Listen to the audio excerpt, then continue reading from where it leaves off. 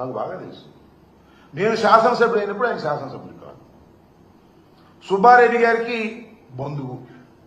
అందువల్ల వైఎస్ఆర్ కాంగ్రెస్ పార్టీలోనూ ప్రిఫరెన్స్ ఇస్తే రాజకీయాల్లోకి వచ్చి ఎదిగి పెద్దవాడై మొత్తం రాజకీయాలని చేసి ఇవాళ అలిగి వెళ్లి ఆయన దగ్గర చేరాడు. చేరావు మాకేం అభ్యంతరం లేదు. రాజకీయం అధికారం కోసం పార్టీలు మారేవాళ్ళు 300 మంది చూసాం, దానిలో నువ్వు ఒకటివి. వాడు అంటాడైనా నా ఆస్తులన్నీ కూడా నాశనం చేసుకున్నాను, బోలెడు డబ్బులు తగలేసుకున్నాను, నా దగ్గర నుంచి జగన్మోహన్ రెడ్డి గారు దోపిడీ చేసి ఆస్తులు లాక్కున్నాడు అనేటువంటి మాట మాట్లాడుతున్నారు. సిగ్గేలా లేదన్నా? ఎక్కడ పోగొట్టుకున్నావు నీ ఆస్తులు? ఎక్కడ పోగొట్టుకున్నావు అక్కడ ఎదుర్కో, ఇక్కడ కాదు.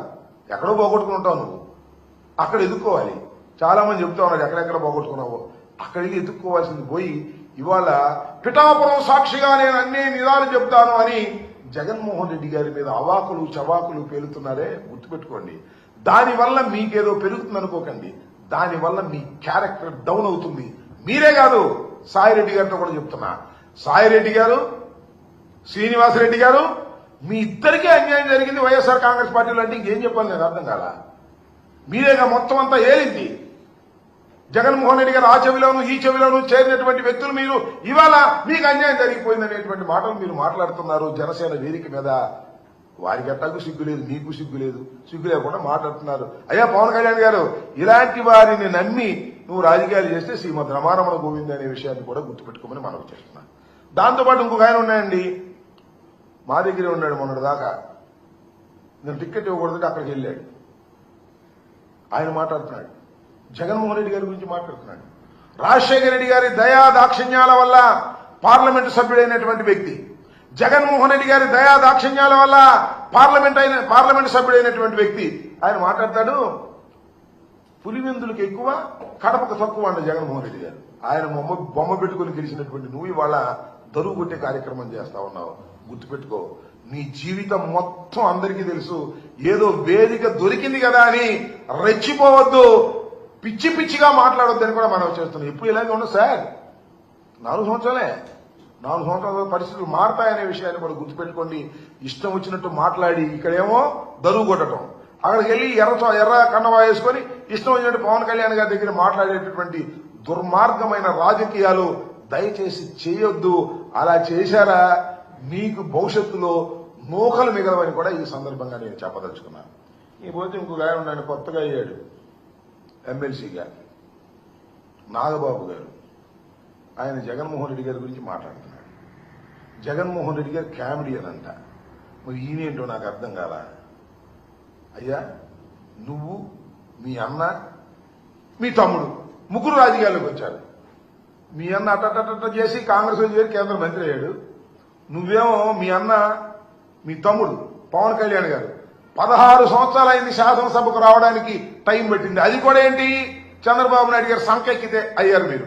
ఆ తర్వాత మీకు ఒక ఎమ్మెల్సీ వచ్చింది. ఓకే, బాగానే ఉంది. జగన్మోహన్ రెడ్డి గారితో పోలుస్తారంటే, జగన్మోహన్ రెడ్డి గారు వీరోచితంగా పోరాడినటువంటి వ్యక్తి, జగన్మోహన్ రెడ్డి గారు ఢిల్లీ కోటని పగలగొట్టినటువంటి వ్యక్తి, పార్టీ పెట్టిన 10 సంవత్సరాలకే శాసనసభ్యుడిగా కాదు ముఖ్యమంత్రిగా అయి ఈ రాష్ట్రాన్ని 5 సంవత్సరాలు పరిపాలించినటువంటి వ్యక్తి.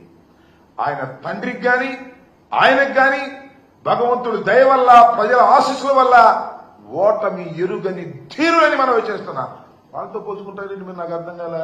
మీరేదో ఇంకో మాట అన్నాడండి ఎవరు ఒక ఆయన, జగన్మోహన్ రెడ్డి గారంట రాజశేఖర రెడ్డి గారు కొడుకు కాకపోతే ఏమయ్యేవాడు, ముఖ్యమంత్రి అయ్యేవాడు అంటున్నాడు. నాకు తెలియగలుగుతానండి, చిరంజీవి గారు తమ్ముడు కాబట్టి మీరేంటి మీ పరిస్థితి? చిరంజీవి గారు మంచి సూపర్ హీరో అయ్యి, అది కూడా అల్లు రామలింగయ్య గారితో విజయం పొందిన తరువాత మంచి నటుడుగా పేరు ప్రఖ్యాతులు చేర్చుకున్నాడు. ఆ తర్వాత మీరిద్దరు కూడా ఆయన పేరు పట్టుకుని ముందుకెళ్లారు. మీరు ఇలాంటి మాట్లాడతారని నాకు అర్థం కాలేదు. రాజశేఖర రెడ్డి గారు గాని, జగన్మోహన్ రెడ్డి గారు గాని అత్యంత ప్రజాదరణ కలిగినటువంటి నాయకులు. అత్యంత ప్రజాదరణ ఎలా వచ్చింది? ప్రజలకు సేవ చేయడం ద్వారా వచ్చింది తప్ప సినిమాలో నటించడం ద్వారా వచ్చినటువంటిది కాదు అనేది కాస్త అన్నదమ్ములు ఇద్దరు తెలుసుకుంటే మంచిదని మనం చేస్తున్నా. ఇవాళ నాగబాబు గారు రెచ్చిపోయి మాట్లాడుతూ ఉన్నాడు. పాపం ఆయన కూడా ఏదో అన్నాడు, వీళ్ళకి టికెట్ ఇచ్చి వెళ్ళిపోయిన ఆయన కూడా ఏదో అన్నాడు తెలుగుదేశం ఆయన్ని. ఇలా పిచ్చి పిచ్చిగా మాట్లాడడం వల్ల ఏమి ఉపయోగం లేదు. మీరు అడ్డదారిన రాజకీయాల్లోకి వచ్చిన వారు, ఎవరి సంఖో ఎక్కి రాజకీయాలు చేస్తున్న వాళ్ళు, మీకంటూ ఒక ప్రత్యేకమైనటువంటి సిద్ధాంతాలు లేనటువంటి వ్యక్తులు మీరు ఇవాళ మాట్లాడుతున్నారు. వస్తారు జనం, అధికారం ఉంది, డబ్బు ఖర్చు పెట్టారు, సినిమా గ్లామర్ ఉంది, వస్తారు జనం, అధికారం ఉంది కదని. ఈ వచ్చిన వాళ్ళందరూ గొప్ప వాళ్ళని, లేదా మీకే పెద్ద ప్రజాబలం ఉందని పప్పులో కాలేయొద్దు. దక్షిణానికి వెళ్తేనంట, మన ఉత్తరాదికి వెళ్తేనంట అందరూ ఫోటోలు దిగుతున్నారంట పవన్ కళ్యాణ్ గారి గురించి. అందువల్ల అక్కడ కూడా నాకు బ్రహ్మాండంగా ఉంది, ఈ షణ్ముఖ వ్యూహంలో నేను ముందుకెళ్లిపోతాను, దక్షిణాది మొత్తం నాదే అనుకుంటాడు. అక్కడికి వెళ్ళిన ఫోటోలు దిగుతారు సినిమా యాక్టర్, అందరూ ఎక్కడికి వెళ్తే ఏమంటే ఫోటో అన్నీ అంటారు. ఇక నీ అభిమానులు అయిపోతారా? నీ రాజకీయాలు ఫాలో అయిపోతారా? గుర్తుపెట్టుకోమని మనవి చేస్తున్నా. ఈ విధంగా పవన్ కళ్యాణ్ గారు జనసేన పార్టీ దిశ లేకోకుండా నిన్న నిర్వహించినటువంటి ఈ జయకేతనం జనం బాగా వచ్చారని అంటున్నారు.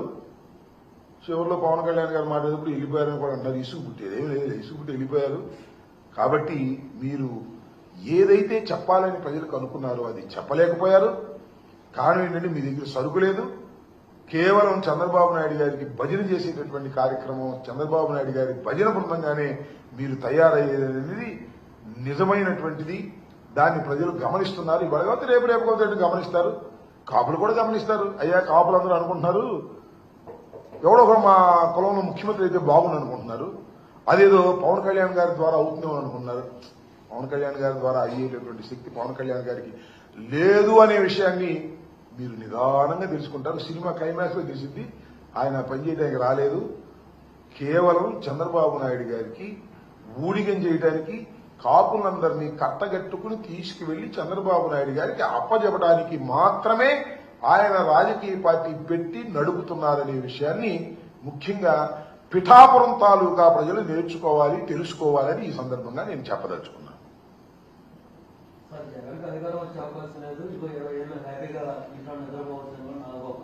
నాగబాబు గారు కళ్ళగంటున్నాడు, అంతకు మించేం లేదు. కళ్ళగంటం ఆయనకు సరదా అనుకుంటాను. నాగబాబు గారు బాగా కలలు కనేటువంటి పరిస్థితిలో ఉన్నాడు. ఎందుకంటే అర్ధంతరంగా ఎమ్మెల్సీ అయిపోయాడు కదా తమ్ముడు వల్ల.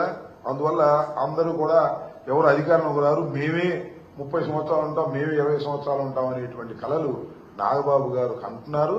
ఆ కలలన్నీ కూడా కలలవుతాయి. ఆయనే తెలుసుకుంటాడు. రాబోయే కాలం ఇప్పటికే ప్రజా వ్యతిరేకత పెరిగింది. అసలు పవన్ కళ్యాణ్ గారు